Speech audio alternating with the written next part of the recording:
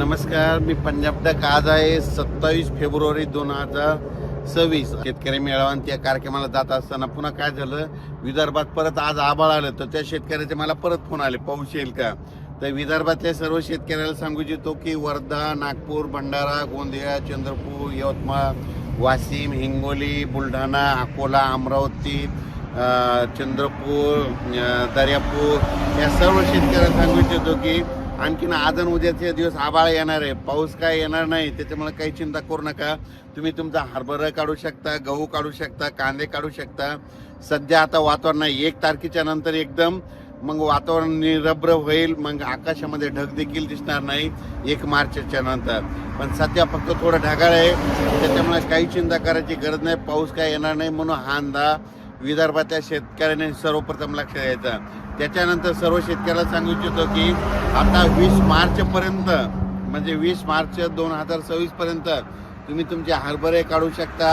जवळपास आता 20-25 दिवस कसला पाऊस काय येणार नाही, त्याच्यामुळं हा अंदाज लक्ष द्यायचा. फक्त 7-8 तारखेला काय होईल, थोडं कोकणाकडे थोडं ढगाळ वातावरण राहील, मग तुम्हाला वाटेल पाऊस येतं का नाही. तर ती काही पाऊस येणार नाही, त्याच्यामुळे काही चिंता करायची गरज नाही.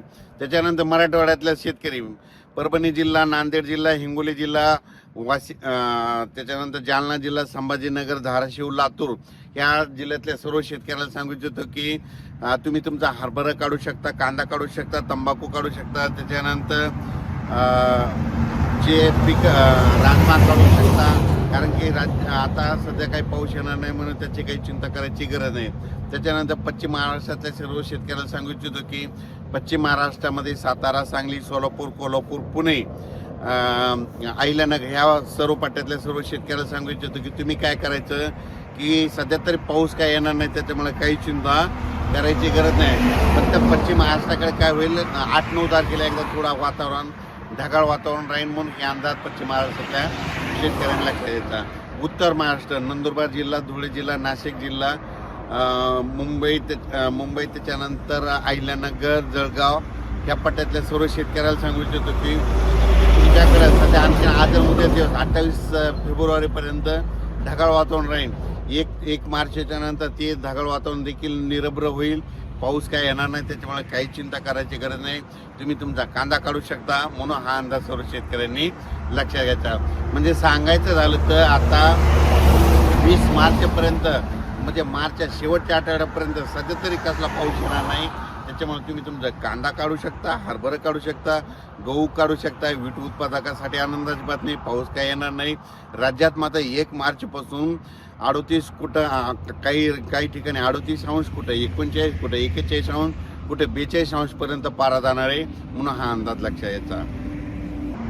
परत एक कांदा ते गोट उत्पादक शेतकऱ्याला सांगू इच्छितो की त्यांचे मला फोन आले की आमच्या गोटाच्या कांद्यावर मधमाशी येत नाही.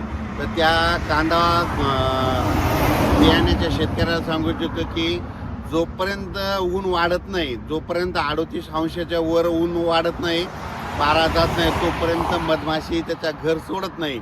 मग आता काय होणार आहे, 1 मार्चपासून 40-41° तापमान गेल्याच्या नंतर मधमाशी मग काय करते, पाण्याच्या शोधात जाते. म्हणून आता गोटाच्या कांद्यावर माशी यायला सुरुवात होईल, मधमाशी यायला सुरुवात होईल.